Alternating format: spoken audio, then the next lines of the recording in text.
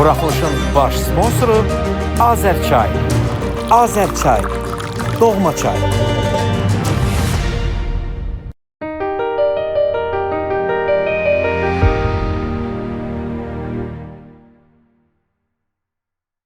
Salamlar. Dostlar salamlar. Niyəsə görə bir salam verən kimi ardınca da gəlməsin ki, ictimai radioda falan verişə qulaq asırsınız. Azərçay və Akartın dəstəyi ilə söhbətgaha dinləyirsiniz dostlar. İzləyirsiniz. Kanalımıza abunə olun, şərhlərinizi yazın. Bugün biz maraqlı bir məsələni danışacağıq. Münasibətlərdən, xəyanətdən, şiddətdən və bunlar niyə bizim həyatımızda var? Nə üçün bizə həyatımızda biz bunu hələ də tərk edə bilmirik və yeni növ münasibətlər necə olur ki, yaranır hal-hazırda cütlüklər arasında, ondan söhbət edəcəyik. Qonağımızı isə yaxından tanıyırsınız artıq. Bəli, artıq neçənci dəfədir Günel xanım bizim söhbətgahın psixoloqu hesab edir. Söhbətgahın terapisti hesab edə bilərik. Günel xanım çox xoş gəlmisiniz. Təşəkkür edirəm, xoş gördük. Yeni bir münasibətlər çıxmağa başlayıb. Bunlardan biri sərbəst münasibətlərdir. Cütlüklər bir yerdə qalırlar, amma öz həyatları var. Bu doğrudur. Necə olur? Necə ola bilər? Yəni onda niyə bir yerdə qalırsınız? Yox, əgər bir yerdə qalırsınızsa, niyə sərbəst münasibətlərdəsiniz? Əgər sizi birləşdirən bir şey varsa, niyə birlikdə deyilsiniz? Yox, siz ayrısınızsa, niyə ayrı deyilsiniz? Bu sərbəst münasibətlər dediyimiz münasibətlər hardan qaynaqlanır, niyə var və niyə dəstəklənir?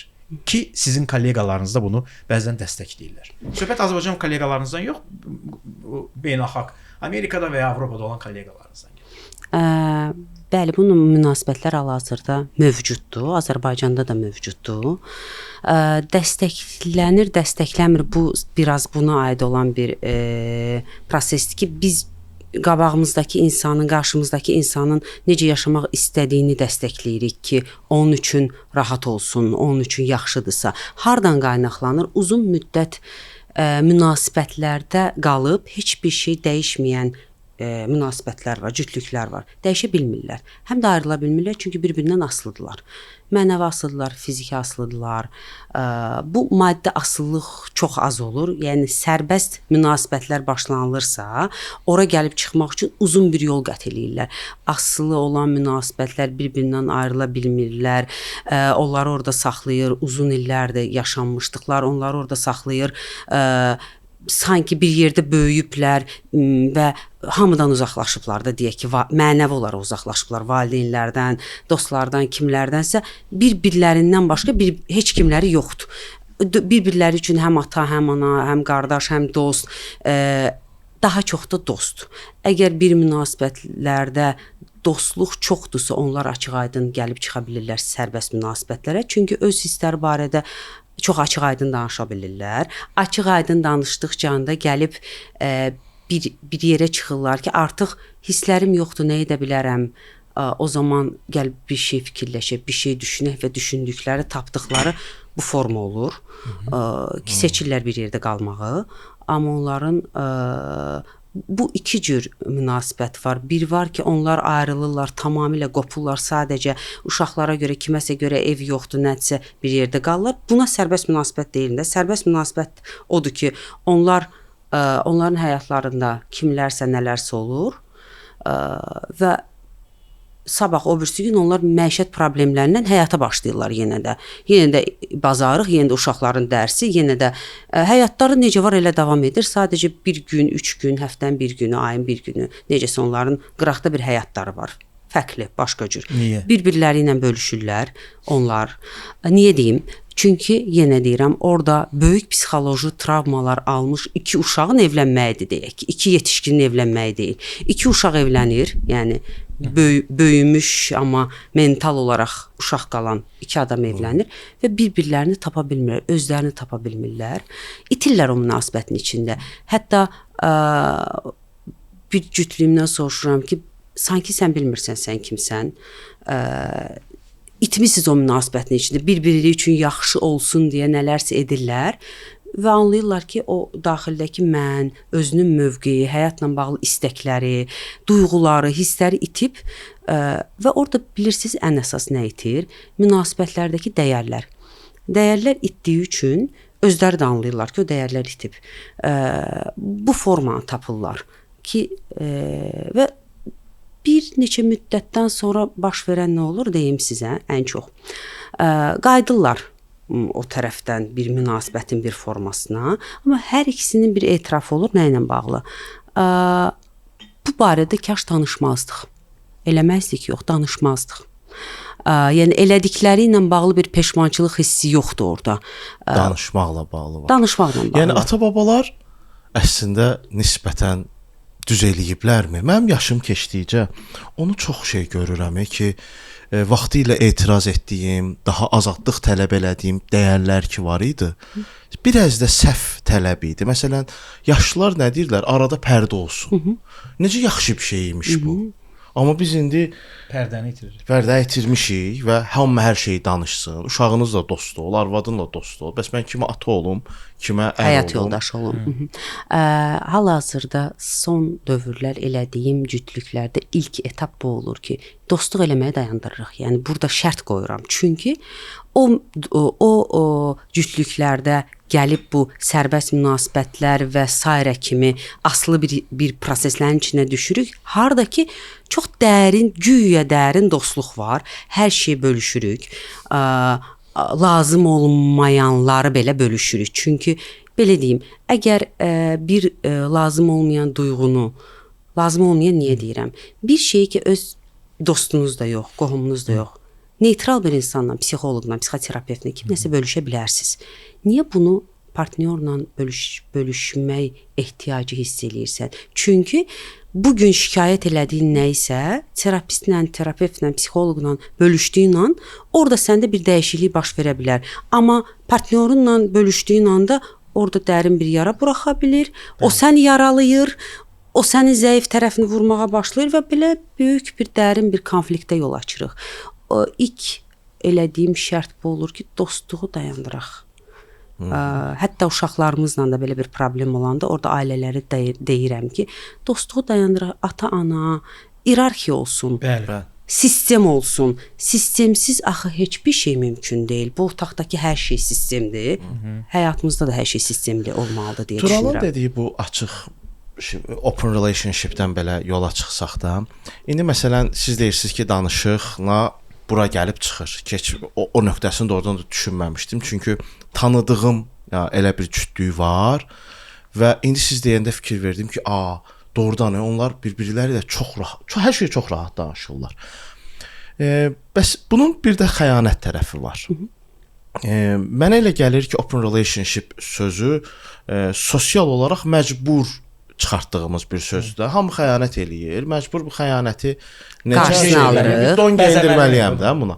Xəyanət insanın təbiətindədirmi? Hamı xəyanət edir. Məsələn, bizdə Azərbaycanda xəyanət adətən kişilərə xas edilir, amma kriminala girsək, ictimaidə bu qanundan kənar mən bütün bölümlərinə baxıram, fikirlər demiş və mən orada görürəm ki, qadınlar da xəyanət edir. Vaxtilə də edib, belə sevimli Elgizin verilişinə baxsaq, onun şahidi olaraq. Hamı, yəni rayonlar, kəndlər, biri Gürcüstandan qaçıb, biri oradan qaçıb, hamı belə də aləmdəyib. Xəyanət insanın təbiətindədirmi? Düşünürəm ki, xəyanət insanın təbiətindədir ona görə ki, orada artıq o insan doğulanda hansısa bir sağlam olmayan bir mühitə doğulur. Orada duyğular, belə deyim, korşalır, korlanır, əzilir. Necə adına ad verə biliriksə ad verək. Ona görə təbiət olur. Əgər bir insan, uşaq sağlam bir mühitə doğulsa, ailə olaraq, mühit olaraq, orada insanın ola bilər təbiət olaraq gələndə təbiətə baxsaq, biz də o təbiətdən gəliriksə, bunu beyin olaraq açıqlayanda burada təsdiq ola bilər ki, burada xəyanət, amma orada xəyanət deyil axı təbiətdə. Təbiətdə çox dişillikdir, çox erkəklilikdir. Bu xəyanət deyil də. Bizdə insan olaraq doğulursa bir dəyərlərin içinə bir çərçivənin, sərhədlərin içinə doğuluruq. Burada o insan doğulur səhv yerə deyədir bu xəyanət. Gəlir çıxırıq o xəyanətə ki, hansı ki biz o özümüzü qorumaq üçün, həyatımızı qorumaq üçün və ya mühitimizi qorumaq üçün xəyanət yox, başqa yol seçə bilərik. Daha sağlam tərəfə gedə bilərik, ayrılığa gedə bilərik və yaxud da tamamilə yolları ayıra bilərlər insanlar. Burada nə edirlər? Buranı daha komfort zona saxlayıb, burada xəyanət seçirlər ki, boşluq olan, çatışmayan duyğularımı, çatışmayan fiziki tələbatlarımı hardasa ödəyim.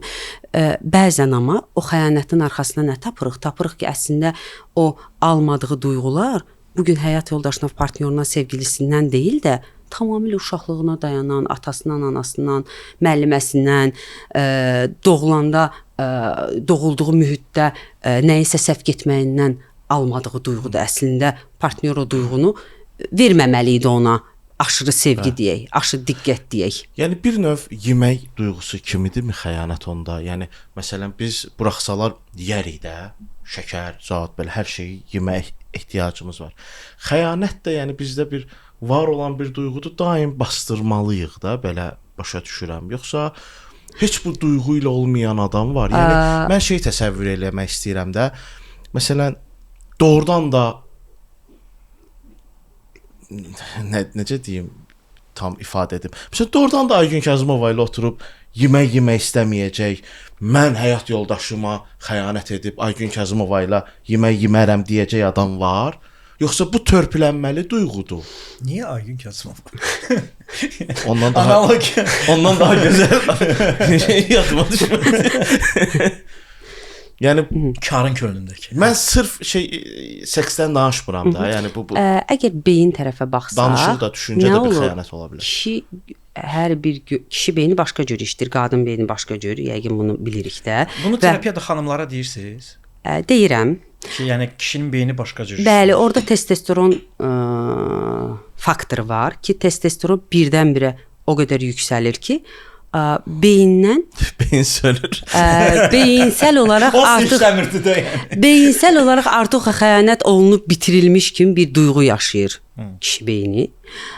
Bugün baxsaq sanki mən kişilər xəyanət edər bir təsdiq verirəm. Xeyr, belə deyil də. Sadəcə mən hormonal bunu izah eləmək istəyirəm ki, burada mexanizmlər biraz fərqli işdir. Çünki sanki testosteronun yüksəlməyi ilə o proseslər başqa cür mexanizmlər dayanır, mexanizmlər başqa cür işləməyə başlayır, şəbəkə başqa cür çalışır beyində. Qadınlarda bu testosteron deyil deyə onlar onu necəsə idarə eləyə bilirlər. Kişilər bunu beyinsel olaraq idarə eləmək çətin olur. Əgər onlar onu həyatda, reallıqda idarə eləyə bilirlərsə, demək ki, orada bir güc var, orada bir enerji sərf eləyirlər həqiqətən də yeməyə gətirdiyiniz kimi. Amma orada bir məsələ var. Misal üçün kişilər ayrı varlıqlardır, qadınlar ayrı varlıqdır. Bununla bağlı kitab da var da, qadınlar Venüsdən, kişilər Marsdandılar. Misal üçün cütləklər arasında ünsiyyət. Məsələn, qadınlar bir-birləri ilə bir hadisə haqqında danışanda çox detallı və ətraflı istəyərlər. Kişilər isə deyə bilərlər ki, yaxşıdır. Özümdən deyəcəm, məsələn, tutaq ki, qızım gətirir, deyir ki, məsələn, bu necə qəşəng çəkmişəm. Necə çəkmişəm? Mən deyirəm ki, əladır, malades sənə. Mən qısa konkret cavab verəcəm. Amma anasına getsə, anası onu çox böyük tərif edəcək. Çünki orada qadınlar arasındakı ünsiyyətdə tamamilə fərqli bir şey çalışır. Kişidə isə fərqli bir şey. Və bu zaman sən bir ittiham yemiş olursan ki, yola verirsən. Yəni sən cavabı konkret verməklə yola verirsən. Və ya deyirlər ki, kişiyə deyirsən, dərdini danışırsan, kişi konkret deyir ki, bu problem budur, bunu belə həll eləyək. Amma sonra deyirlər ki, axı sən məni başa düşmürsən, mən həll eləmək üçün sənin yanına gəlməmişəm, mən danışmaq üçün sənə gəlmişəm. Kişidə bu beyində xeyli o cür işləmir, sən mənə problem deyirsənsə, stəkan boşdur, mən bunu doldurmalıyam. Ən zəhləm gedən şey deyir, danışmağı. Biz heç danışmırıq. Danışırıq axı. Yəni bazı bir şeylər gedir də. Biz niyə ekstra oturub da evdə də danışmırıq, bayırda çıxaq danışaq. Danışırıq da. Ha bu fərq ki var. Əslində o fərqindəliyinə varanda məncə münasibətlər yaxşı olur. Yəni mən görürəm stəkan boşdur və mənə deyirlərsə, bax stəkan boşdur. Mən dolduranda deyirlər ki, niyə doldurursan? Mən onu doldurmaq üçün demədim ha. Mən sadəcə ona diqqət edəsən. İşte dedin boşdur, mən də doldurdum da. Yenə də bir nöqtədə biz uzlaşa bilmirik də. Ümumiyyətlə kişi və qadın uzlaşa bilmir. Onlar bir-birlərinin beyni necə işləyir və hissləri necə işləyir, bu illər, əsrlər ərzində niyə başa düşə bilməyiblər? Çünki münasibətdə daimi olaraq bir gözləntimiz olur. Ki, o məni başa düşməlidir, o mənə yaxşı davranmalıdır. Əgər biz dostluqda, işdə, kimlənsə bu kişidir, bu yəqin məndən daha detallı nəsə istəyir, bu qadındır, buna daha başqa cür davranım hissini yaşayırsa, münasibətlərdə bir öhdəlik və bir gözlənti olur ki, o mənə yaxşı davranmalıdır, o mənə başa düşməlidir və o gözlənti olduqca da bir-birimizdən qopuruq. O qopuqluq yaranır. Ona görə biz kənarda deyirik ki, o məni başa düşür, sən məni başa düşmürsən. Bəli, çünki kənarda bir gözlənti olmadan sadəcə duyğuların içində bir və ya reallığın içində oluruq, hansı münasibətlərdən söhbət gedirsə. Amma burada həm məişət problemi var, həm gözlənti var, həm duyğu olaraq nələrsə yaşamaq istəyir. Ona görə də bayırda danışılmaq istəyir ki, məişətdən çıxılsın və bir sevgili olub, cütlük olub danışa bilinsin. Və psixologiyada belə bir şey var. Dərin kontakt. Dərin kontakt odur ki, az danışa bilərsiniz, hətta çox danışmaya da bilərsiniz, amma orada bir gözlərdən, hərəkətlərdən, bədən dilindən bir-birinizi anlamaq budur və qadınlar o dərin kontaktda daimi olaraq problem burada olur. Daimi olaraq istəyirlər. Amma bunu anlayanda ki, o dərin kontakt həmişə ola bilməz. Çünki orada insanlar dərinliyin içində bilirsiniz nəyi itirirlər? Hafif yüngül sözü biraz bizim dildə başqa cür. Çünki o belə rahatlığı itirirlər sanki. Ona görə orada o balansı yaratmaq hal-hazırda da gələn cütlüklərin 99%-də bu problem var. Onlar bir-birlərini bu formada anlamırlar ki, hər şey kişilər üçün düz deyilməlidir. Bugün bir cütlüyüm olub, səhər qadın deyir ki, mən anlaşılmıram. O kişi isə tələb edir anlaşılmaq üçün mənə alqoritmdir. Nə etməliyəm? Addım-addım deməlisən. Tam doğrudur. Elə işləyir də. Amma qadın deyir ki, mən onu deyəcəmsə, mən səninlə münasibət niyə davam etdirim ki? Get tap. Burada yəqin ki, hərə öz istəklərindən çox qarşı tərəfi eşitməyi seçməlidir ki, əslində qarşı tərəf bu çayı bura tökməklə sadəcə sənin diqqətini göstərir. Onlara nə məsləhət gördünüz? Məsələn, mənim üçün münasibətdə bəzi dönəm var. Pişik kimi də, yəni keçdin bir-birini elədin, gördün çirkdir, təmizlədin, işinə həyatı pişik bütün gün miyuldamır, bütün gün şeyinə nerede iyiliyə çıxır gedir işinə də. Məsələn, onlara nə məsləhət gördünüz? Gəl belə deyə, onlara bir sual verdim ki, xanımdan soruşdum ki, nə gözləyirsən? Hər axşam deyir, hər axşam 1 saat istəyirəm ki, başımı sığallasın həyat yoldaşım. O da deyir ki, mən buna mənəvi gücüm yoxdur, bu çoxdur. Və onlarla bir... Polirovka. Və orada belə bir şey tapdıq ki, 15 dəqiqəlik, 10 dəqiqəlik bir dərin kontakt olsun. Ondan sonra kişi öz, çünki deyir mənim axşam səhəri planlarım var. Əslində qadının da özünün səhəri olan planları var, amma onun üçün o duyğu olaraq onu almağı vacibdir və bu hardan gəlir? Çünki o qadının atası ilə böyük bir boşluğu var. O orada demək olar ki, atası ilə olan kontaktı daimi olaraq hiss eləməyib. Çoxlu uşaqdılar və bu ata daimi olaraq bir pul qazanım, bu neçə uşağı saxlayım, çıxardım fikrində olub. Orada duyğulardan söhbət gedə bilməzdi. Bugün atadan ala biləcəyi, qardaşdan ala biləcəyi bütün duyğuları həyat yoldaşından istəyir. O isə o gücə sahib deyil. Bunun haqqında danışmağa çalışdıq ki, həyat yoldaşın hamının duyğuları sənə verəcək gücə sahib deyil. Amma yekunda kənarda bir şey olanda deyir ki, bax, axı filan kəs mənə başa düşür. O hiss eləyir mən necəyəm. O mənim duyğularımı anlayır. O mənə istiqamət verir. Sən isə bir kötük kimi burada uzanmısan, deyirsən, nə deyirsən, yorğunam, qısa sözlərlə falan deyirsən, sonra da deyirsən ki, bu mənə aid deyil. Burada qadın kişini davamlı olaraq belə bir şey var da, yəni həyat yoldaşınız o mənə ata olub, həyat yoldaşı haqqında belə bir ifadələr var. Nə bilim, o mənə oğlum olub, o mənə filan kəs olub.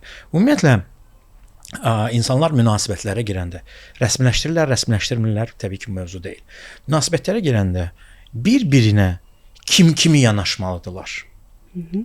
Bu rollar, sosial rollar bəlli bir çərçivəsi varmı, bəlli bir obraz varmı, bəlli bir şey varmı? Artıq çünki o deyir, at izi it izinə elə də qarışıb ki, hər kəsin bir TikTok videosu çəkmək kimi bir komfortu olanda və hərə bir dənə məsləhət verir və sən burada başını itirirsən. Ya daxili hissiyat var, qapılırsan da, deyirsən ki, belə olacaq, inersiya üzrə gəlirsən. Ya da deyirsən ki, mən ənənəçiyəm, dədə babalarım nətər olub, elə oluram. Onda da sənə deyirlər ki, sən üzr istəyirəm, çuşqasan, geri qalmışsan, konservativsən, liberal və gözəl müasir dünyanın dəyərlərini anlamırsan və hər cür ittihamı almış olursan. Burada necə olmalıdır? Münasibətlərdə cütlüklər, bir-birlərinin rolu nədir? Bir öncəki mövzuya toxunum, bura gəlim. Orada qıraqda başa düşülürəm, burada başa düşülmürəm də. Bəzən yox, çox vaxt qadınlar həqiqətən də haqlı olurlar. Çünki kişilərin bir ənənəvi olan bir gördükləri, atadan, babadan gördükləri bir alqoritm var, bir forma var. Kişi gəldi evə və divanda oturdu, televizora baxdı və yaxud da bu kimi, buna oxşayan. Orada əgər qadını bir an özlərinə qulaq asıb dinləyə bilsələr, o qadınla o duyğu dəyişiminin içinə girə biləndə o qıraqda dedikləri hadisədən çıxır, qadın burada olmaq istəyir. Çünki burada olmaqdan heç kim o xoşbəxtlikdən gedib orada nələrsə yaşamaq istəmir. Burada yaşamaq istəyir onu. Amma burada bir dənə əlavə elim, o qıraqdakı var ha. O qıraqdakı da həmin kişinin yerinə gəlib girsə, yenə incir olacaq. Eyni şey olacaq, çünki orada məişət problemləri başlayır. Çünki orada gündəlik olaraq hər problemi, ata-ananın evinə gedilməyi də, uşaqların dərsə getməyini də, pulu, pulsuzluğu, məişət problemlərini də, həm də ki fiziki, mənəvi proseslər də eyni adamla yaşayırsan deyə, orada isə heç bir gözlənti yoxdur. Orada ancaq duyğu, fiziki nələrsə yaşanılır. Gələk o siz dediyiniz mövzuya ki, kim girməliyik. Burada yəqin ki, böyük pozisiyada girməliyik. Yetkin pozisiyada girməliyik münasibətlərə. Yəqin ki, yox, belədir. Çünki əgər o yetkinliyi hiss eləmirsə insan, fərqli duyğular tələb edir qarşısındakı adamdan. Əgər qarşısındakı adamdan görmürsə, qıraqda axtarır. Çünki yetkin olan insan qıraqda axtarmaqdan əlavə bir özündə nəyə ehtiyacın var sualını özünə versə, başa düşəcək ki, əslində buradan ala biləcəyim 50%-dir. 50% ala bilmirəmsə, burada bunu necə tənzimləyə bilərəm? Tənzimləyə bilmirəmsə, qıraqda axtarmaqdansa burada hansısa bir çarə, nəticə, nəyəsə gəlmək, bir addım atmaq ki, nə etməliyəm? Yetkin olmayan bütün insanların həyatında o ata-ana pozisiyasına düşmək, oğul, qız pozisiyasına düşmək daimi olaraq olacaq. Yetkin olmaq üçünsə özümüzü tanımalıyıq ki, mən nə istəyirəm, mən nəyi istəmirəm, mən nəyi istəməsəm də özümə icazə verə bilərəm, mənə olunmağına icazə verə bilərəm və yaxud da mən edə bilərəm özümə. Bu icazələri bildikcə, icazələri özümüzlə bağlı mövqeyimizi tanıdıqca düşünürəm ki, orada sağlam bir münasibətin içində ola bilərik. Ən azından o konfliktləri həll eləyə biləcək gücə sahib ola bilərik ki, bu konflikt üçün ora qaçmaq, qırağa qaçmaq və orada nəyisə tapmaq yox, bu konflikt üçün ideya tapmaq, fikir tapmaq. Cütlüklər bir-birlərinə suallar verməlidirlər. Çünki indi yeni bir trend gəlib. Bu trend də nədir? Bu 10 sualı partnyorunuza verin, onun iç dünyasını açın. Bu 20 sual sizi birləşdirəcək. Ayrada bilər də, yəni bilmirik. Amma o deyir birləşdirəcək. Bu 30 suala cavab ver, bir-birinizə bu 30 sualı versəniz, siz bir-birinizi daha yaxşı tanıyacaqsınız. Və s. Belə topluluqlar və paylaşımlar olur. Cütlüklər bir-birlərinə bu zamanı ayırıb bir-birlərinə bu sualı verməlidirlər. Çünki həyat bu sualları vermək üçün çox qısadır. Ondan sonra gəlib dənizin qırağında oturub gün batımına baxsınlar da o sualı verməkdən. Hal-hazırdakı ailə terapiyası ilə bağlı olan bütün kitablar, bütün dərsliklərinə, bütün məlumatlar budur ki, sual verməyi dayandırıb istəklərimizi demək. Sadəcə cütlüklərə belə bir çalışma verirəm daimi olaraq. Həftədə bir dəfə 10 dəqiqəlik, yəni bu saatlarla olmadan. Bu həftə səndən nə istəyərdim? Heç bir açıqlama gözləmədən, heç bir qarşı tərəfdən niyə etmədin sualını yox da, mən səndən bunu istəyərdim. O qarşı tərəf də sənə nə istədiklərini desin. Bununla da mövzu bağlanır. Əgər diqqətliyiksə, növbəti dəfələrdə bunu daha az eləməyə çalışıb, daha çox onun istəklərini nəzərə alırıq və burada münasibətlər yavaş-yavaş qurulur. Çünki sual nədir? Sual ittihamdır. Sual niyə bunu etdin? Nə üçün etdin?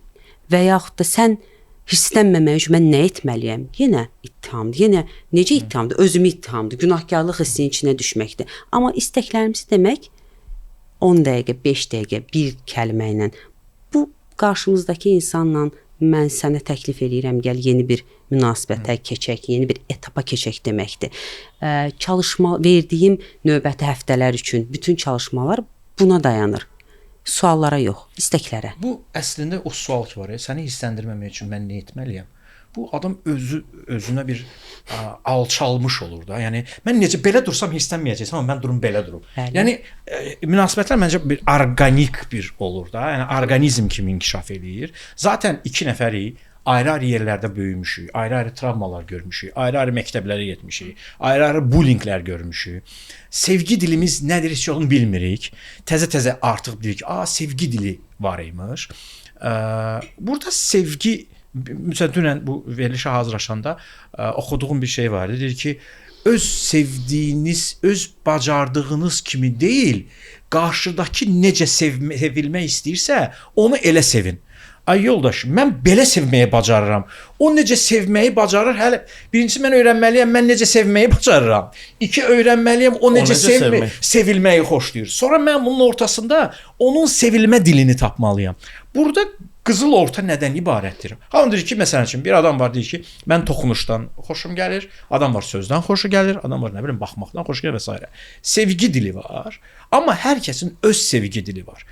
Bir tərəfin o biri tərəfə mən belə sevilməyi xoşlayıram, sən məni belə sev deməyi əslində sevginin özünə bir şeydir axı. Yəni bunu bir qəlibə salmaq. Formaya salmaq. Çünki sevgi əslində gözləntisiz bir şeydir ki, sən telefonla da danışsan, kartof da qızartsan, fonda yenə onu sevməyə də davam edirsən də.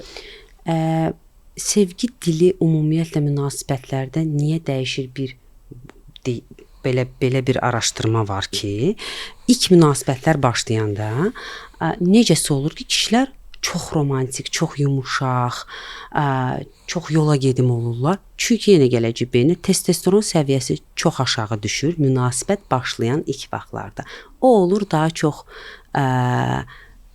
çox yumuşaq və o qadının dediyi hər şeyi edir. Qadında isə əksinə orada bir bu beyində belə bir şey olur ki, çoxala bilərəm. Çünki ilk yaradılışdan bununla yaradılıb.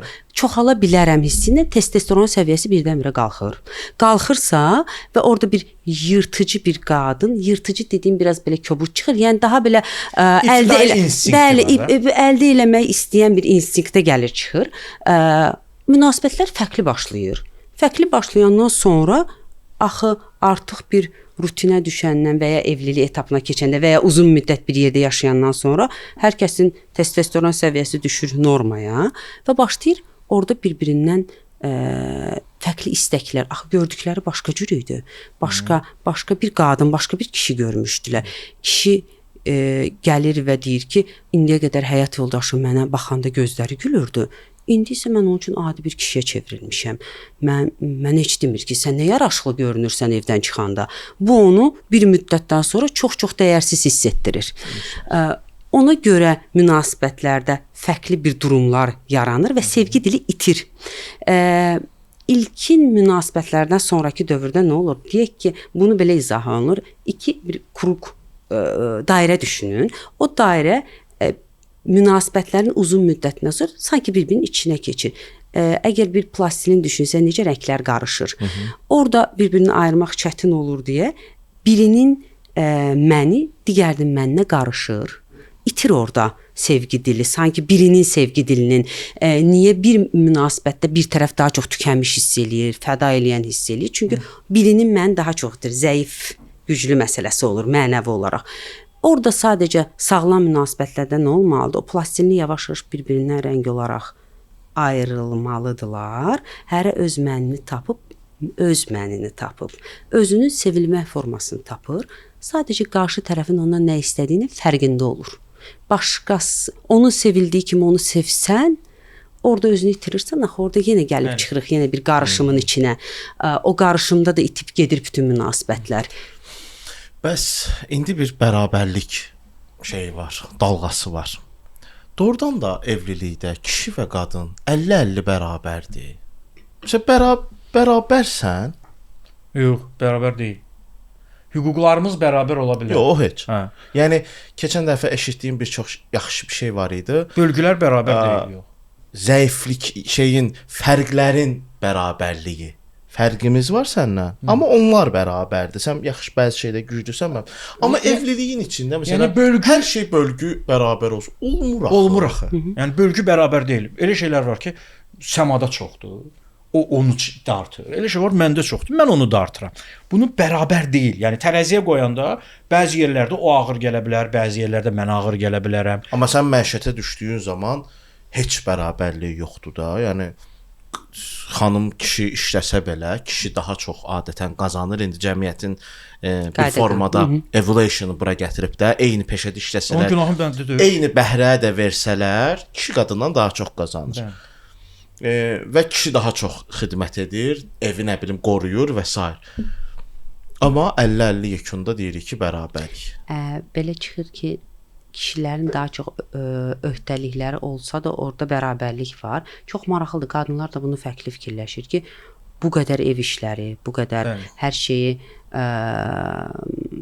tənzimləmək ki, kimə nə alınacaq, hansı uşaq hara gedəcək, nə olacaq, bunların hamısını qadın eləyir. Bir çox ailədə də qadın daha üstündür. Kişi gedir işə, axşam dostları ilə nərd oynayır ya da içki içir, gəlir evə, qadınsa səhərdən axşama evi tənzimləyir, kişinin verdiyi ona pulu bölür, hələ bir orada finansist də olur, HR da olur, tərbiyəçi də olur, bəzi ailələrdə də elədir. Və ona görə də orada daha çox tükənmişlik qadınlar yaşayırlar, çünki onlar sanki evin içində hiss eləyirlər, dörd divarın, hətta işləsələr belə, dörd divarın içində daha çox hiss eləyirlər bunu.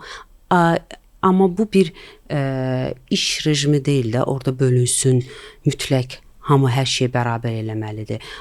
Burada yəqin ki, kimin nə istədiyinə də bağlı olan bir şeydir ki, əgər tələb eləyirsənsə ki, bunu et mənim üçün, edə bilmirsə orada konfliktlər yaranır. Bu cütlüklərdə bura gəlib çıxır. Kim nəyi daha yaxşı edib və bir-birinə orada necə kömək eləyə bilər? Kim nədə daha yaxşıdır? Nədə daha yaxşıdır və nəyi fəda verə bilərsən kiçik də olsa qarşı tərəf üçün. Nəyi etsən sən özünü dəyərsiz və ya lazımsız və ya istifadə olunmuş çoxlu duyğular var orada münasibətlərdə hiss edilən. Edə bilmərsən. Ortaq bir nöqtənin, amma müzakirə necə müzakirə? Bu iş müzakirəsi, partnyorluq müzakirəsi deyil ki, müqaviləyə qol çəkir və hər öz öhdəliklərini yerinə yetirsin. Bu daha çox sevginin dili formasında gəlməlidir ki, sevgi dilindən danışaq ki, mən bunu etdim, mənim artıq bugün başqa bir şey edəcək gücüm yoxdur.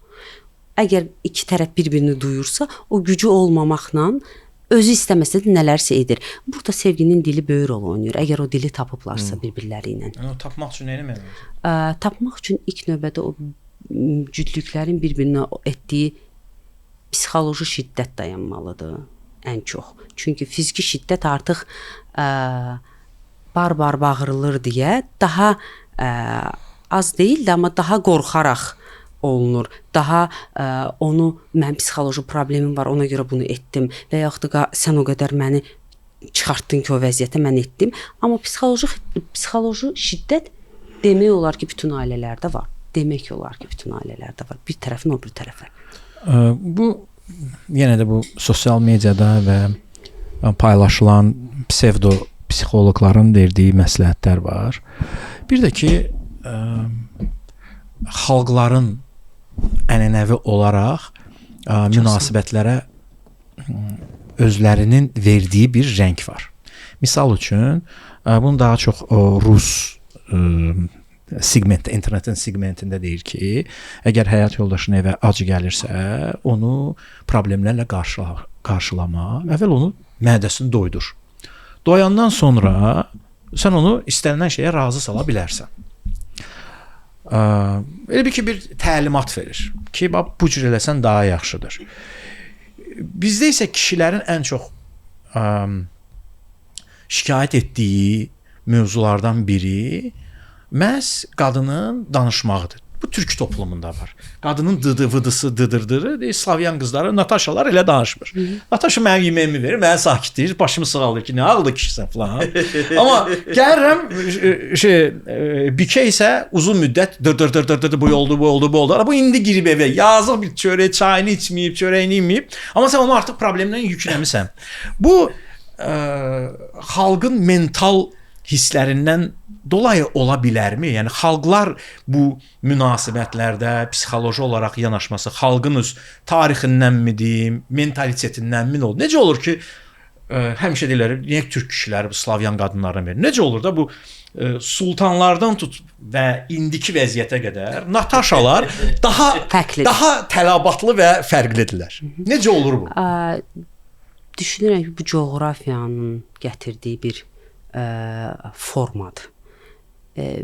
Bir də baxaq, bütün Azərbaycan serialları, türk serialları qadını necə göstərir? Ya qadın evdə yemək bişirir, ailəni idarə eləyir, ya salondadır, ya rəfiqələri iləndir.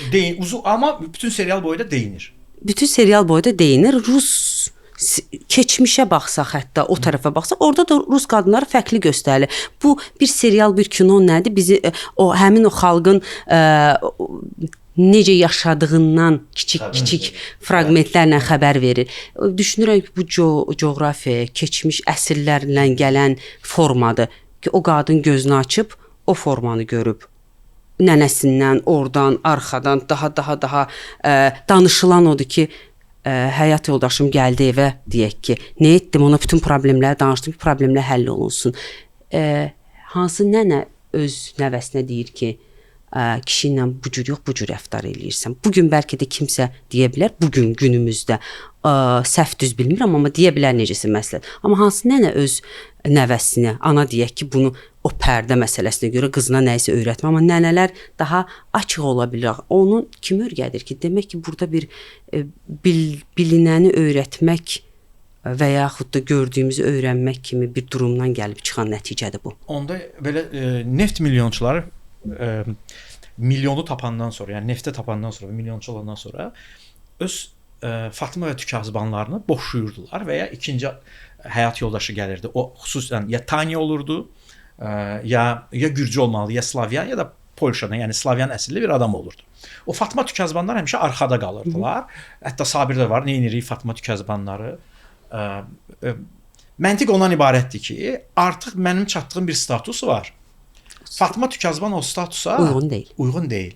Çatdırmır. Onunki ancaq belə aşı bulasın, uşaqlara yedizdirsin, amma mədəni tədbirlərə qoluma girsin, getsin, mədəni tədbirlərdə olsun. Yoxdur. Bütün milyonçularımızın həyat yoldaşları bir mənalı olaraq əcnəbilərdir. Məşhur bir əsər var, Neft və Milyonlar Səltənətində ki, Azərbaycan ilk lentə alınmış kinematografiyada filmlərimizdən biridir. Ssenari müəllifi, filmin ssenari müəllifi Cəfər Cabbarlıdır, amma onu mən kitab olaraq oxumuşam. Orada da elədir. Nefti tapır, həyat yoldaşı olur Rus, sonra qumarda hər şeyi uduzur, təzən qayıdır Fatma Tükazbanın yanına. Bəlkə bizim coğrafiyada qadınların elə istədiyi məhz ikinci planda qalmaq olub. Bəlkə də, amma bugün düşünürəm ki, bugün gördüyümüz xaos, çünki bayaq belə Əli bəy belə bir mövzuya toxundu ki, kişilər daha çox xəyanət edir, amma indi baxırıq ki, qadınlar da edir. Bugün yaşadığımız xaos ki, qadınların heç də xəyanəti kişilərdən sayca az deyil. Sadəcə yaxşı gizlədə bilirlər. Bəli. Və orada xaos ona görədir ki, o gördüyünü yaşamamaq üçün özünü fərqli bir formaya salmağa çalışır qadın. Çünki gördü ki, nənəsi ikinci planda qaldı, anası ikinci planda qaldı. Heç uzağa getmədən atasının həyatında ikinci qadın var hal-hazırda da. Ona görə öz formasını etiraz eləyərək daxilində ki, mən anam kimi olmayacağam, nənəm kimi olmayacağam, ulu nənəm kimi olmayacağam, başqa cür olacağam. O başqa cür olmağı tapa bilmirlər deyə. Ona görə bu gün o xaos yaranır və nə olmaq istəyir ki, kişinin yanında o hansısa bir yerlərə gedə biləcək statusa sahib olsun. Bəli, edənlər var, bacaranlar var, özlərini necəsə taparaq bunu edənlər var. O tapa bilməyənlər xaosun içində düşünürəm ki, buna görə düşürlər. Bu xaosun səbəbinin arxasında bu da o ikinci olmamaq həyəcanı, narahatlığı, təşvişi, birinci ola bilməməklə də bağlı olan o dəyərsizlik hissi ki, necəsə olur ki, ola bilmir və özünü başqa bir yerdə tapır. Başqa tamamilə fərqli bir yerdə. Çox yaxşı başa düşürəm ki, indi hər case fərqlidir. Amma xəyanəti bağışlamaq olar psixolojik olaraq. Cütlüklərdən hər hansı biri xəyanət edir və qarşı tərəf onu keçməlidir. Məsələn, çox sevdiyim bir sənətli film var, həyatını göstərir. David Beckham'ın ki, həyatını həsr ediblər. Orada Victoria çox üstü örtülü, ilk uşağına hamilə olduğu dönəmdə David Beckham'ın bir klubda çıxan fotolarından danışır, başqa qızda və 10 saniyə keçir. Və onu danışandan sonra o məsələ danışana qədər çox belə həyatlarından danışır ki, necə tanış oldular, mən Space Girls-də işləyirdim və s. Amma ondan sonra 2 saatlıq, 3 saatlıq danışıqda gözü dolu oturur. Və çox qəşəng həyat fraqmentidir və dünyanın gözü qabağında olan bir cütlük. Baxırsan ki, Victoria da bağışlamayıb belə dərinə geçsək Davidi. Bunu bağışlamırsa, yenə də birlikdə həyat davam etməlidirmi? Məsələn, indi onlar ediblər, görünən də odur ki, xoşbəxtlər də yaşayırlar. Biz homozeriuslar necə eləməliyik? Əgər xəyanəti daha çox bağışlayan tərəf bizim cəmiyyətdə qadınlardır. Hal-hazırda gördüyüm qədərilə kişilər də bağışlayırlar. Çox balaca faizdir, amma bağışlayırlar. Amma orada da bu bağışlamaq deyilənin arxasında nə gəlir? Çoxlu paranoya olan vəziyyətlər, qorxular, narahatlıqlar, suallar, özündən bağlı dəyərsizlik hissi. Əgər uzun müddət psixoloji olaraq özünün üzərində işlənilirsə, xəyanət olunan tərəf çox və bu xəyanət olunan tərəfə bu çox qəribə gəlir də ki, xəyanət eləyən orada qalıb, mən terapiyada olmalıyam. Bəli, çünki o ağrını, acını yaşayan sənsən. O ağrının, acının üstündən mənəvi olaraq keçəcək bir resurslara sahibsizsə cütlük olaraq, bunun üzərindən keçilib yeni bir forma tapıla bilir. Bəli, orada daimi olaraq artıq o xəyalında, xəyallarındakı o müqəddəs insan gedir. Normal insan gəlir gözünün qabağında ki, bu insan hər bir negativ nəyisə eləyə biləcək gücə sahibdir, cəsarətə sahibdir. Bundan hər şey gözləyim, amma burada normal insan münasibətlərini, sağlam insan münasibətlərini necə qurum? Bəli, bunun üzərində çoxlu işdir. Toparlana bilir, amma o daha çox hansı qadınlar çox ağrı çəkirlər ki, bu 5 ildir, 10 ildir, 3 ildir o kişini hamıdan fərqli müqəddəs hesab eləyirdim. Amma başa düşürsən ki, deyil.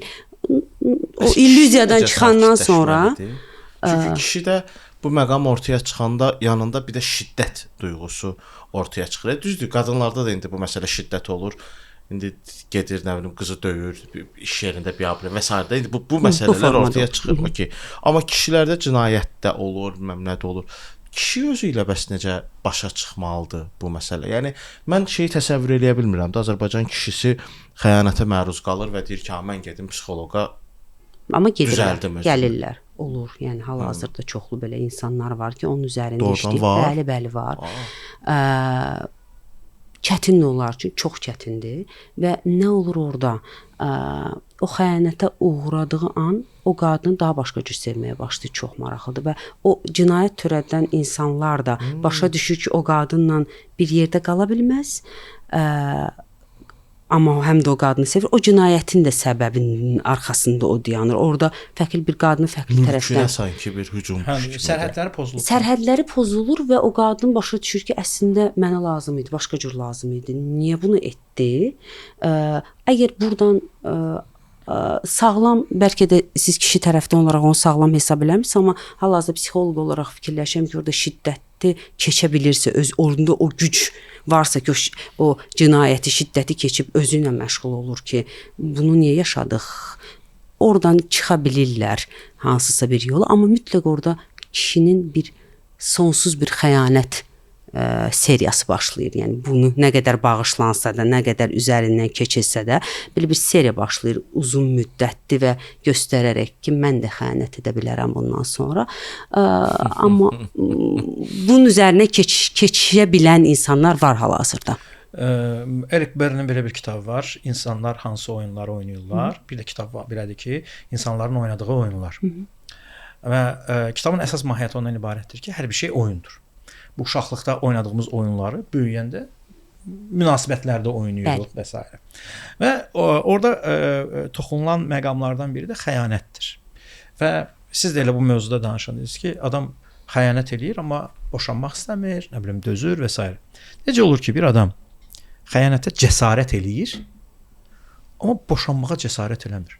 Halbuki xəyanətə cəsarət etmək daha çox güc istəyir, planlama istəyir, menecment istəyir, kod istəyir, çox böyük iş istəyir də. Yəni sən burada hər şeyi elə eləməlisən ki, bir tutulmayasan, iki bunu o qədər eləməlisən ki, paralel həyat təşkil eləyirsən. Əgər həmin adamla artıq o adamı təmin etmək öhdəliyi götürmüsən ki, sənə də baxacağam, səni də saxlayacağam və s. Nə qədər kobud saxlanması olsa desə, bu da əlavə bir xərcdir. Deməli, maliyyə hesabatı aparır ki, bu ailəni dolandıracağam. Çox kimi yanaşırıq. Yox, dedim ki, necə yanaşım da? Yəni bir planlama eləyir. Cəsarət eləyir buna. Riskə girir, pulu ilə riskə girir, zamanı ilə riskə gedir, hər şeylə riskə girir. Biabır olmaq riskinə girir, qarşı tərəfin onun şantaj edə biləcək, bilməyəcək şeylərinə görə. Çünki o siz dediyiniz kimi o klapan atanda beyin işləməyəndə heç bilmir ki, onu hansı təhlükə gözləyə bilər. Amma iş gəlib ailənin ayrılmasına gəlib çatanda, uşaq var, uşaq yoxdur, fərq eləməz. Birdən-birə bu avtomatik olaraq çevrilir, düşür ikinci plana və ya ümumiyyətlə ləğv olunur. Və deyir ki, mən burada qalacağam, səndən başqası yoxdur. Necə olur ki, buna cəsarət eləyən ayrılmağa cəsarət eləmir? Nə baş verir? Əgər münasibətlərdə bir tərəf xəyanətə gedirsə, orada böyük boşluqlar var. Bu fiziki boşluqdur, mənəvi boşluqdur. Və beyin nəyə cəlb olunur? Gizli olana, qadağan olunana, o həmin o qadağan olunandan gedir orada bu problemi həll etməkdənsə. Gedir orada və burada problem niyə həll olunmağı, boşanmaq olmur? Çünki bugünə qədər kişi boşanmaz, kişi ayrılmaz, ailəsini qorumalıdır, başqa cür davranmalıdır. Bu formada böyüyən bir kişi ən yaxşı nəyi tapır? Orada almadığım duyğuları burada alım. Almadığım nələrsə burada alım və o qorxudan ki, bunu itirə bilər. Bugünə qədər ona verilən o bir qəliblər var da, kişi bunu itirə bilməz, onu itirə bilməz. Sən bu statusu alacaqsan ki, hər hansısa bir qadına görə burada qurduğun ailəni ayrıldın, boşandın. Bunun qorxusundan, cəmiyyətin ona gələn qınağının qorxusundan nə edir? Orada boşluqlar olsa da, oradan çıxır və gəlir. Burada həmin o boşluğunu davam eləməyə. Bir neçə il sonra yenə onun təkrarlama ehtimalı varmı? Bəli, var. Çünki boşluqlar həll olunmur. Orada həll olunan heç bir şey olmur. Həll olunan sadəcə bu olur ki, burada ayrıldı ya da tamamilə belə bir münasibət saxladı ki, heç kimin bilmədiyi bir münasibət. Niyə qadınlar o boşluğu həll eləmək istəmirlər? Misal üçün, tutaq ki, fiziki mənada deyəndə, kişi kənarda seks axtarır. Deyir ki, qadından bunu ala bilmirəm. Amma çox istəyirəm də onu. Qadın isə o şeyə keçmir. Yəni deyir ki, məndə belə bir şeydir, başım ağrıyır, mən istəsəm səndən olaram, istəməsəm olmaram. Yeni bir hüquq bərabərliyində verilmiş bir şeydir ki, mən istəmirəm səndən sekslə məşğul olmaq, olmayacağam səndən sekslə. Nə vaxt istəsəm olar. Bu da deyir, mən qurğu döyürəm. Mənim də hisslərim var. Mən nətə tutuzdurum? Mən istədiyim vaxtını, sənin istədiyin vaxtını necə tutuzdurum? kənarda başqasıyla tutuzdura bilirəmsə, okey də, mən rahat və gedirəm bunu edirəm. Amma orada da qınarsan, yox, gedə bilməzsən. Yəni bir tərəf deyir ki, mən istədiyim zaman səndən sekslə məşğul olacağam, amma sən istədiyin zaman mən məşğul olmayacağam. Çünki mənim özümə dəyərim var, nə bilim falan var. Bütün bunların hamısı sadalayır. Bu da deyir ki, mənim psixoloji və fiziki olaraq rahatlanmağa ehtiyacım var. Bu da mənim rahatlanma metodlarımdan biridir və ya mənim tələbatım yuxarıdır. Sən mənə bunu vermirsən, mən onu başqa yerə gedəndə sənə də Çox çətinləşdiriblər. ittiham edirlər ki, sən xəyanət edirsən, sən getməli deyilsən, gözləməlisən ki, nə vaxt timing olacaq, bizim bir boş zamanımız yaranacaq, mənim başım ağrımayacaq həmin gün, hansısa bir möcüzə baş verəcək və biz ayda bir dəfə və ya 2 dəfə seksual münasibətə girəcəyik. Axı, temperamentlər fərqlidirsə, bir qadın üçün bəlkə ayda 2 dəfə, bir kişi üçün ayda 10 dəfə də azlıq təşkil edə bilərsə, onda necə olur? Və niyə belə? Çətinləşdirməyiblər. Əvvəl Təbii. Kişi, qadın elə evdə gəzəndə bir-birinə əyri-əyri baxanda başa düşürdülər də. İndi musiqi qoy, tetayına bilmirəm şey. Şam nə bilim, yandı. ön sevişmə deyin, qəti formada sevişmədə akt bitməsin ki, bir-birinizə istəyiniz ölməsin. Milyon dənə şey gətiriblər. Kitablar, bilmirəm nə. Bu çox sadə bir şeydir də. Buna bilirsiniz nə qədər kitab var bu mövzuyla bağlı, nə qədər. Mən neynirəm ki, yazıq. Nə istəyirəm həyatdan? Bu qədər böyük bir məsələdir. Bir də Turanın sualına əlavə olaraq, yaxşı seks həyatı olan cütlüklər xəyanəti daha mı azdır? Bəli. Bu təbii bir prosesdir. Burada təbii prosesdən çıxılan hər şeydə hər iki tərəfin almadığı nəsə var. Çünki bu kimyadır. Kimyalar birləşir sadəcə. Bunu təbii prosesdən çıxardıb nə vaxt ki qəlizləşdirirlər, o zaman da problemin olduğundan bu əslində xəbər verir ki, niyəsə o qadın bir ay o münasibəti istəmir. Çünki qane olmadığı tərəflər var. Niyəsə kişi daha çox istəyir ona görə ki, orada nədənsə qane olmur deyə, onun təkcə bədəninin doymağı doyur, onun beyni doymur və buna deyirik nevroz. Çünki o nevrozun gətirdiyi istək olur çox zaman, təlaşın, təşvişin gətirdiyi istək olur. Ki araşdıranda baxırsan ki, əslində o kişi üçün doyma hissi olsa, beyninin doyma, ruhunun doyma hissi olsa, orada o daimi olaraq bir istəyin, istəksizliyin, almamağın bir içində olmaz. Təbii prosesdən çıxan hər şeydə problem var və gələk o mövzuya ki, kişi istədiyini ala bilmir, çünki kişinin axtardığı bir qadın obrazı var idi. Sakit, rahat bir qadın obrazı, qız obrazı. Gedir o qızla evlənir və o qız o kişinin yaratdığı çərçivənin içində nələrisə özünə icazə verir. Olmazların, utanc hissinin, qadın belə olmaz, kişiyə belə davranmaq olmazın içində böyüyən bir qız üçün kişinin tələbləri fərqli olur və bunlar danışılmadıqca kişi elə bilir ki, qadın onlara onu nəyisə verə bilmir, amma 20, 21, 23 yaşında heç bir münasibəti olmayan bir qadını seçib evlənirsənsə, ya o dünyanı açmalısan ki, sənlə bərabər nələrsə yaşasın, aça bilmirsənsə bunun problemini biraz özündə axtar ki, niyə açmırsan, niyə sənin üçün burada bunu eləmək olmaz, orada onu etmək olar.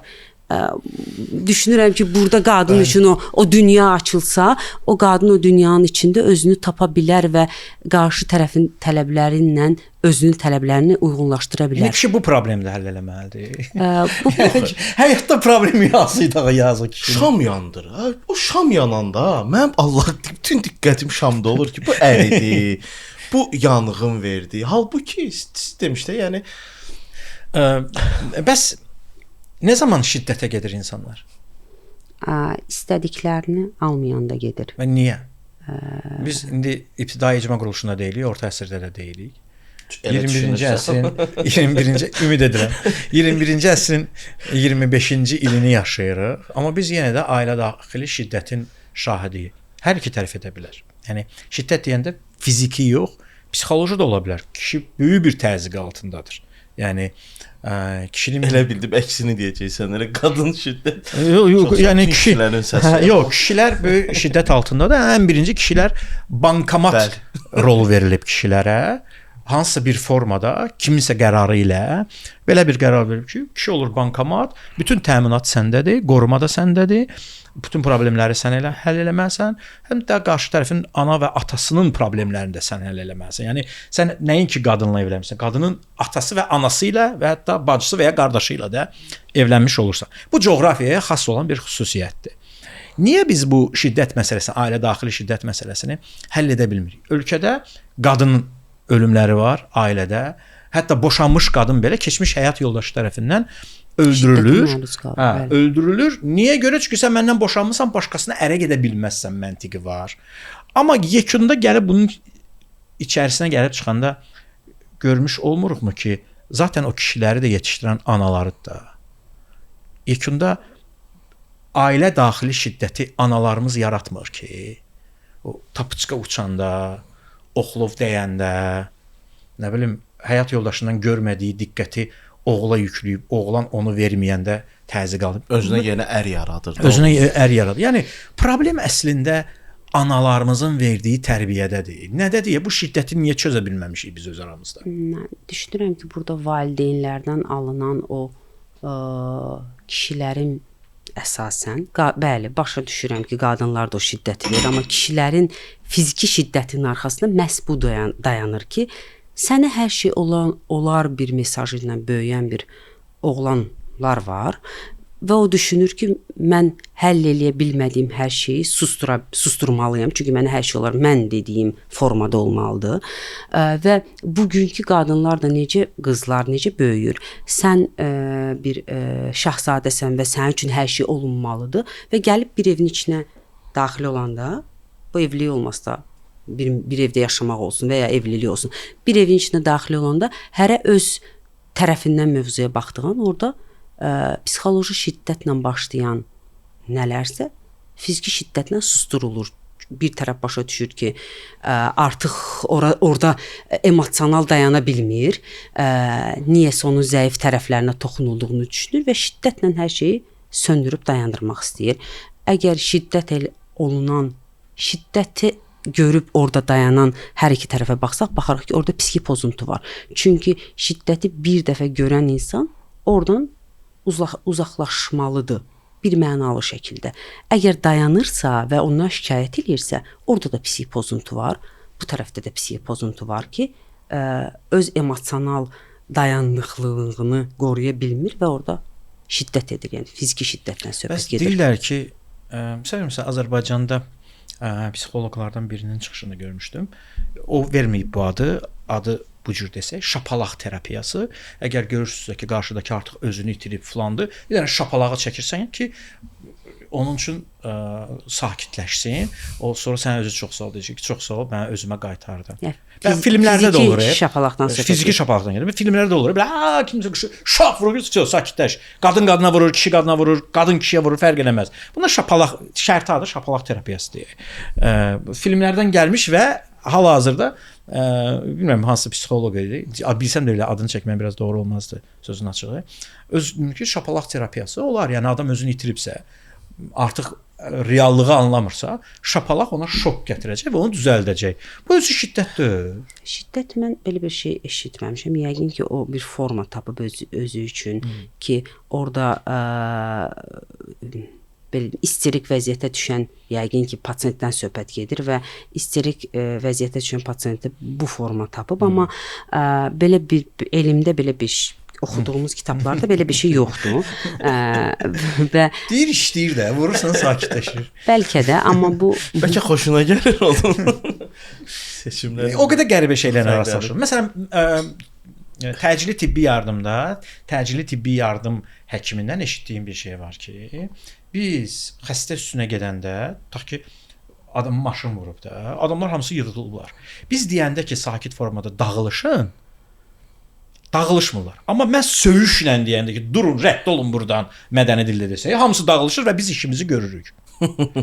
Çünki bəzən insanlar bu cür başa düşürlər. Bəlkə də o psixoloqun dediyi odur ki, bəzən insanlar sakitləşməsi üçün onlar şok var. Məsələn üçün, soyuq duşun altına qoyub sakitləşməsinə, bu iş deyil. Məsələn, qadın özündən çıxıb və ya kişi özündən çıxıb soyuq duşun altına salırlar ki, sakitləşsin. Bəli, bu iş deyir, amma bunu şiddətsiz etməkdir işləyən. Terapiyada da əgər cütlükdə bundan rastlaşırıq ən çox ki, onlar bir-birləri ilə evdəki kimi dalaşmağa başlayırlar. Terapiyada Su tökür.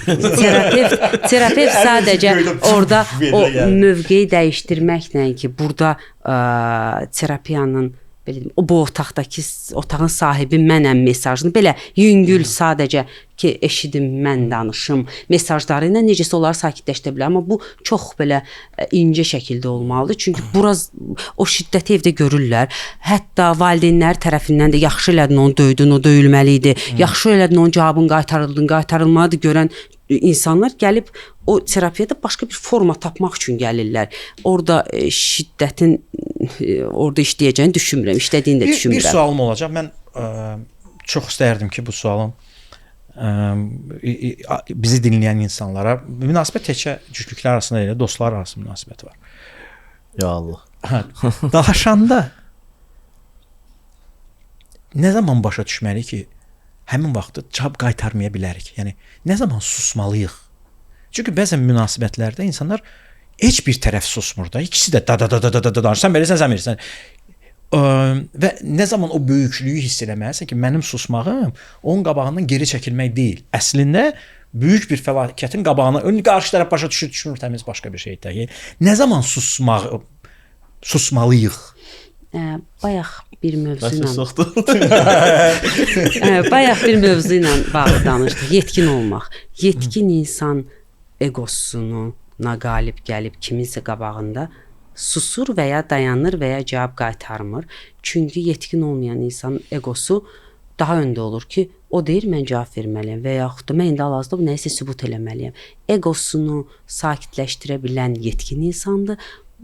Əgər öz yetkinliyini hiss eləyə bilirsənsə ki, bilməliyik bunu. Həm münasibətlərdə istəyir dost, istəyir iş, istəyir şəxsi münasibətlərdə o balansı saxlaya bilərik. Əgər o balansı saxlasaq, o şiddətə onsuz da gəlib insanlar çıxmırlar. Ən azından fiziki şiddətə çıxmırlar. Əgər orada bir şizofreniya yoxdursa, bir xüsusi bir psixi pozuntu yoxdursa, əgər o yetkinliyi, o müdriklüyü belə deyək də bizim dildə müdriklük deyirik. Onu tapa bilsək, sonrakı etapda həm o problemləri necəsə həll edə bilərik, həm də daha sağlam, özümüzü sağlam saxlaya bilirik onda. Yəni mübahisələrdə mənim daha çox indi istifadə etdiyim metodlardan biri nədir ki, mən bu mübahisədə haqlımı çıxmaq istəyirəm, yoxsa mən ümumiyyətlə münasibətlərdə xoşbəxtmi olmaq istəyirəm? Mənə mübahisədə haqlı çıxmaq lazım deyil. Yəni mən mübahisələrə demək olar ki, girmirəm. O zaman bir dənə sual yaranır. Heç olubmu ki, cütlüklər gələndən sonra artıq təkli terapiyaya keçəndə qadın gecədən sonra kişiyə ürəyinizdə deyəsiz ki, ay qardaş sən nə çəkirsən? Demirəm. Öz-özünüzə ona yox yəni. Hər iki tərəf haqqında düşündüyüm olur ki, mən də dözməzdim vallahi. Tamamilə şiddətə qarşıyıq, amma bu şiddəti necə edək ki, olmasın? Çünki bəzən görülür ki, sanki bir tərəf sövq eləyir o şiddət olsun. Yəni vur məni. Vur məni biraz düzgün səslənməsə də, amma o sövq edir ki, sanki vurulduğu anda sübut eləyəcək hər kəsə ki, gördünüz bu insan buydu, mən isə necə fədakar. Bəli, burada təhrik edir. Ona görə bəzən düşünürəm ki, burada təkli terapiyalar mütləqdir və təkli terapiyalarda tapmaq ki, necə formalı dəyişə bilərsən, necə özünü sağlam saxlamaq üçün niyə bunu sövq edirsən ki, sən o şiddəti yeyib burada göy münasibətə davam eləyəsən. Bəli, ona görə də cütlüklərdə daha çox təkli terapiyaları məcbur edirəm bəzən. Mən psixoloq olsaydım, yəni tərəflər arasında belə danışırdım, açıq aydın ki, qardaş çıx aradan. Yəni bacardığın qədər qaç. Yəni çünki o provokasiyanın içərisində ki, bu türk seriallarında da adətən göstərilən bir şeydir. Bir dənə türk serialı gedir. Mən efirdə olanda məndən paraleldə gedir o bir şey, serial. O serialda bir ata obrazı var. Həyatı boyu içkili, sərxoş, həyat yoldaşını döyüb, uşaqlarını döyüb, indi də uşaqları ilə dalaşır. Bütün hekayə bu kişinin həyatı boyu içki içib hamını döyəndən sonra hamıya məsləhət verməsi haqqındadır. Ona ağıl verir, hamıya resept verir bu adam.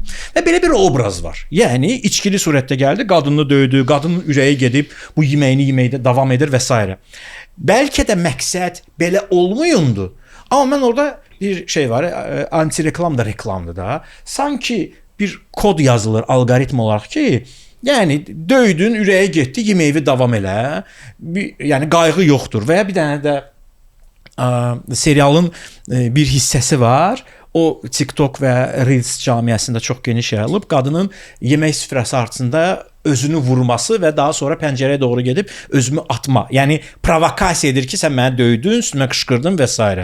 Əgər qarşı tərəf görürsə ki, qarşısındakı artıq kontrolu itirib, provokatordur, özünü döyən insanlar var.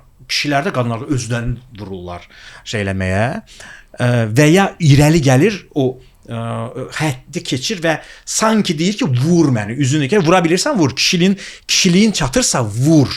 Məsələn, kişiyə ən çox deyilən bu şeydir. Hə, nə də o, kişiliyin çatmır vurmağa. Vur, vuranda deyir ki, hə, kişisən də mənə vura bilirsən də. Yəni bir şeyi sən provokatoru gördüyün andan nə zaman qaçmalısan? Əgər emosiyalara sahib çıxa bilirsənsə ki, bu çətin məsələdir. Çünki emosional dayanıqlılığı problemimiz hal-hazırda cəmiyyətdə, dayanıqsızlıqdır.